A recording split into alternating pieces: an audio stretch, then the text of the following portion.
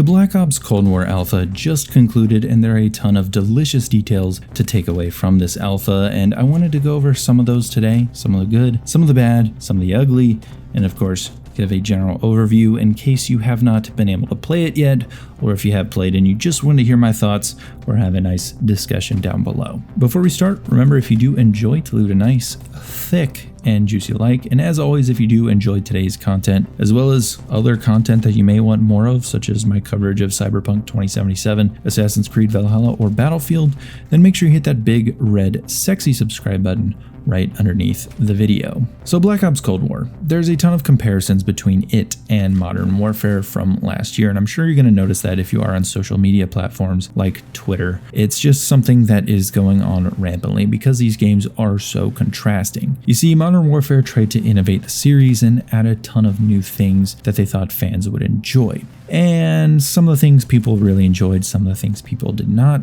and it seems like Cold War is stripping a lot of those things back. There are a few reasons as to why I think this is, outside of just people complaining about stupid mechanics like mounting, but at the end of the day, this game is definitely going with a much more traditional Call of Duty experience as opposed to what Modern Warfare was and the various changes that it made. So I want to talk about some of the obvious things. The first one is, of course, the downgrades to the visuals and the audio. The guns in this game sound significantly worse than they did in Modern Warfare. All you gotta do is take 5 seconds to compare the AK-47 in Cold War and the AK-47 in Modern Warfare, and you hear a very, very distinct difference.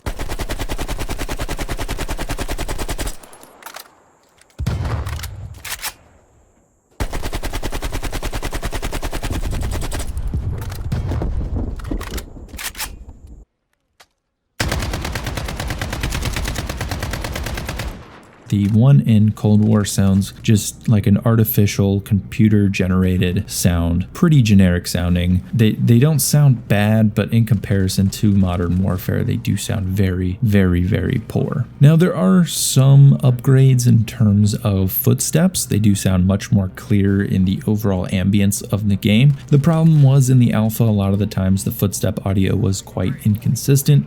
Now I will chalk that up to just being an alpha for now. There's still a small chance that, of course, this could come through into the main game, but in the alpha in particular, it was very, very inconsistent. Sometimes there'd be a gunfight going on behind you and you wouldn't hear it and you'd get shot in the back. It's just something that happened from time to time. It was very hit and miss with that, but when it did work, it worked very well. You were able to tell where people were in comparison to where you were. The map design in this game is back to the more classic formulaic 3-lane map design that we saw in older Call of Duty games, and while it's not bad and it definitely promotes much faster play styles, it's kind of generic in a sense. You can really kind of feel how formulaic the map plays out. It's not bad. I did enjoy playing on the maps that they give us in the alpha.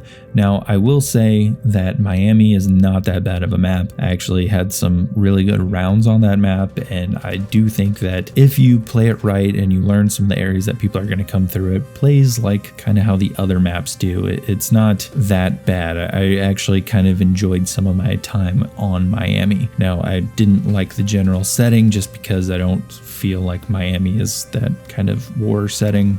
I don't know. It wasn't that bad of a map, and leading into the more open style maps, I want to talk about the 12v12 and its maps as well as how it plays. I really enjoyed the 12v12. I feel like the maps felt very interesting. They weren't too open to where you had just people sniping endlessly over and over, and that was all people did. There was a good amount of movement going to each objective, and I do think it was much more fun than Ground War is. Ground War was just really weird in Modern Warfare, and it never felt quite right while playing it. The vehicles in the 12v12 mode, or combined arms I should just call it, they feel like they're balanced very, very well. The way they take small arms fire helps them feel much more balanced in comparison to the infantry, while also being able to deal out a ton of damage. They are very, very powerful in the right hands. You just have to be sure to take care of the tank or the boat if you are playing with that. Now I want to talk about the time to kill in Black Ops Cold War. It is much slower than it was in Modern Warfare, and I'm sure you've heard this 100 times, but I do think this provides for actual gunfights gunfights in the gameplay, which is much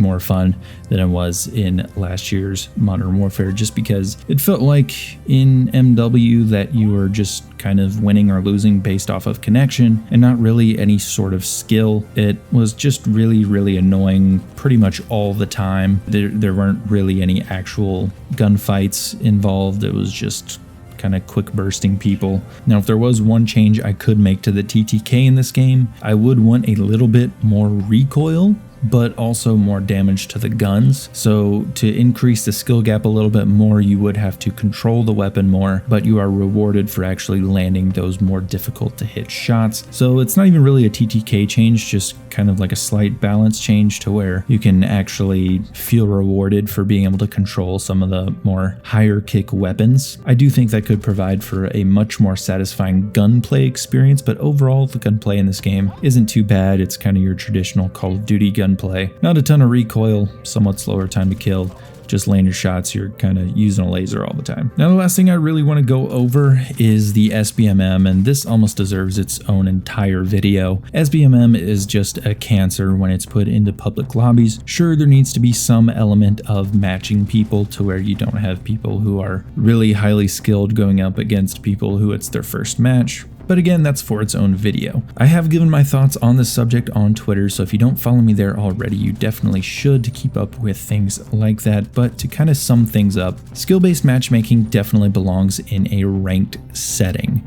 The reason for that is because SBMM usually promotes a much more sweaty, try-hardy playstyle, and that's fine in a ranked setting because you are working towards something. There's something you can progress towards, and also you kind of have an idea as to where you stand in comparison to most other players as well as your friends. When you put it in public matches, not only are you adding those much more sweaty, try-hard people into standard matches, it also forces most players to stick very hard to the meta without being able to stray away and try out more funky loadouts or try some different approaches to the overall gameplay. You are almost exclusively forced to stick to a meta, as we saw all the time in Modern Warfare. The M4A1 and the MP5 absolutely dominate. Then when the Grau came out, it was very much the dominant weapon there for a while. It's just something that gets very annoying because it makes the game very boring when you have to use the same few weapons over and over again, the same tactics, the same approaches. Sometimes I just want to relax, do some weird things on the map, have some fun, just try some weird things out. It doesn't belong in those public lobbies. Public lobbies should be based off of connection and should be a place to just kind of chill and have fun. It's not necessarily about just pub stomping people, which is its own problem with people reverse boosting when there is SBMM in the public lobbies. It's more so just about being able to relax and have fun. If I wanted to grind, I would want to go to a ranked playlist, again, where I feel like I'm supposed to be there to grind, and there's a reason to grind. The frustration that you get when you do lose goes towards something. You know how to learn about yourself as a player and how to improve from there. It's not just, oh, well, I just keep getting smacked around and there's nothing really to work towards. I don't really know how good I am and I just kind of want to put this game down. It's nothing like that. Like I said, it would just be the biggest big brain move to add a ranked and a public lobby to where you can kind of choose between the two depending on what you wanted to do that day. I don't know why this is such an issue. I don't know why they can't just implement this in this way. It seems like it's such an easy thing to implement and it could be very, very popular. I myself would really like to try my hand in a ranked setting just to see, like I said, where I stand against other Call of Duty players, and I'm sure a lot of you guys would as well. But just to sum up my overall thoughts, I do think Cold War is a more fun experience.